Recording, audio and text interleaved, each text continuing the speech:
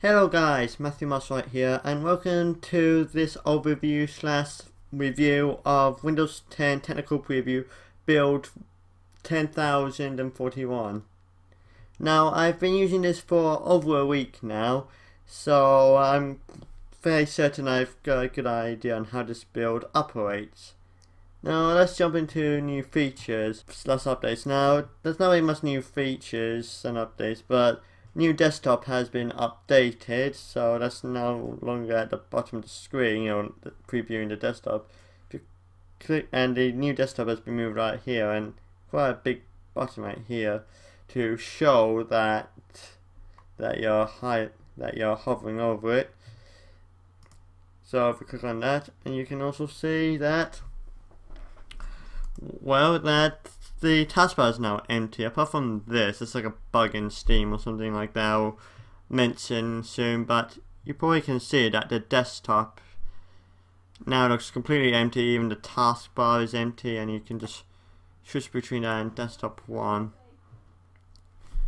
You've also noticed that talk about highlights, that I'm not sure if this was in the last build, but these are now all highlighted and can also do like transparent effects like in Windows 7. If I just bring up this and then just, you can see that's very much like how Windows 7 did it.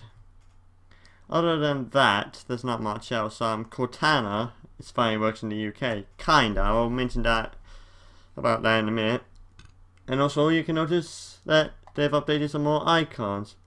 This is like the final set of icons I think needing to be updated, because control panel has been updated, the recycle bin has been updated, which is why I haven't put that icon back the way it was, the custom one I had you saw in my previous build.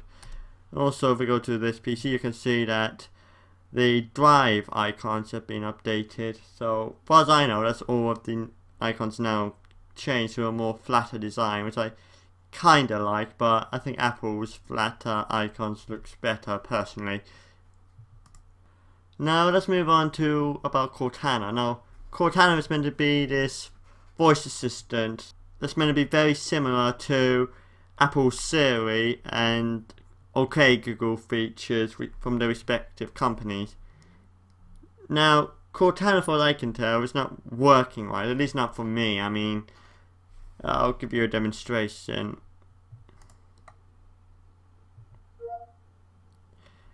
Open Handbrake.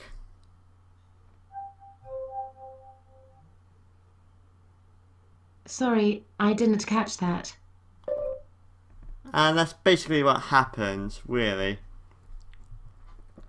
Same if I ask it for the weather, reminders, or just open applications. It's usually just say, I can do that, and please check after updates. Now, you also notice that this hasn't popped up. Now, this seems like another glitch I've noticed that which I only can find you can fix by restarting the machine. That this search bar doesn't show up when you click on it sometimes, and you can't really type anything on it. Now, these are frankly quite crucial aspects to Windows 10, but as far as I can tell, it's not working properly, and these are issues that needs to be addressed.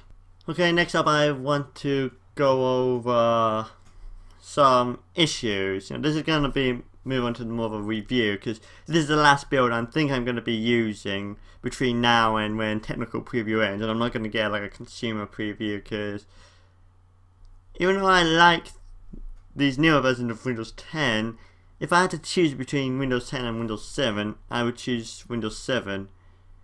And I'll go over that now. Now, Flash Professional CC 2013 does not work with Windows 10.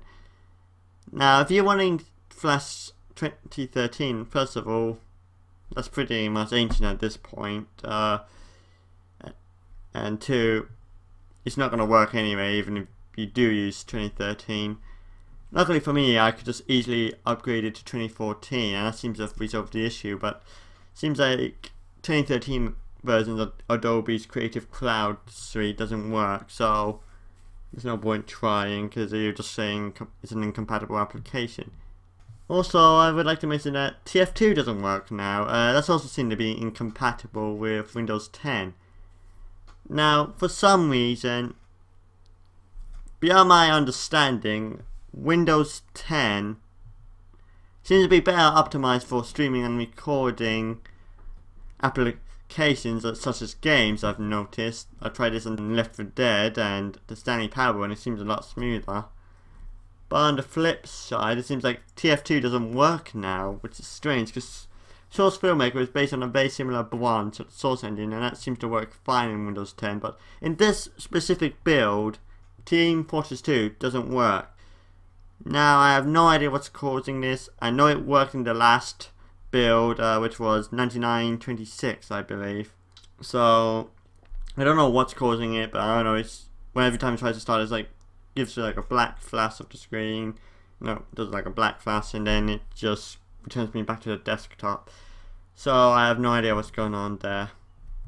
Also, while we're on to issues, this had the when I first upgraded to this build of Windows 10, the UI scaling was horrible. I mean, it was set to 200% or something like that, 150, 200% scaling on a 23-inch 1080p monitor, where scaling is not required. Now, why it's done this, I have no idea, but all I know, it's not meant to do that.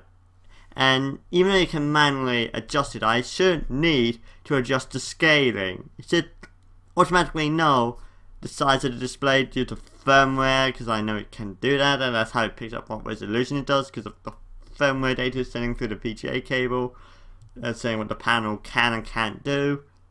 So in a way, it's just say how big the panel is, and if it requires scaling now. And this is really an issue, and frankly, these scaling issues on these high or non-high DPI monitors really should have been resolved by now. The fact that it hasn't been resolved yet kind of shows that companies are not giving it such a high priority as they should be getting. Now, some applications does have great DPI awareness, but you know, there's times when you don't need high DPI. In fact, the fact that my 1080p monitor doesn't need scaling, yet Windows sort of needs scaling, so it's like there's a problem in the scaling APIs. Now, I do not know if this is like a problem with my monitor specifically. I think I'm like the only person who had this issue when they upgraded to the newer version of Windows 10. But all I know is that it looked like the taskbar was too big, the icons were too big. I mean, they were all way too big, and had to restart, log out, you know, do the manually saying to keep it at 100% scaling, which is what it should be at, and then restart the computer so that can take effect. Also, if we want to talk about issues, you might have noticed by now that there's two Steam icons here, and this seems to be like some sort of issue. One of them is Steam itself, and one of them I have no idea. But for whatever reason, this happens about 9 out of 10 times, and at one time it just reads the icon it's meant to be. So I do not know if this is like an external program Steam uses, but either way, it is a bit of a problem. Now I'm going to quickly go into the conclusion, because there's not really much else I can say about it. Now, will I upgrade to Windows 10 when it does come out in the summer? Maybe. Is Windows 10 what Windows 8 should have been? Yes, most definitely yes. I mean, the fact that you can switch between a start menu and a full screen, and it can do this automatically by detection, shows that this was how Windows 8 was meant to be when it was released. Doesn't mean I didn't like the start screen. On the contrary, I really liked it, and I think I was like one of the minority that actually liked the start screen in Windows 8. Every other person on the planet didn't like it. So now, if I was an average user currently using Windows 8 or 8.1, yes, I would definitely recommend to upgrade to Windows 10 when it comes out. And as I could ramble about this for hours, I mean literally hours, I'm gonna end this video here. So thank you for thankfully listening on my overview / interview of Windows 10 technical preview build 10,041. I'll see you in my next video. Peace.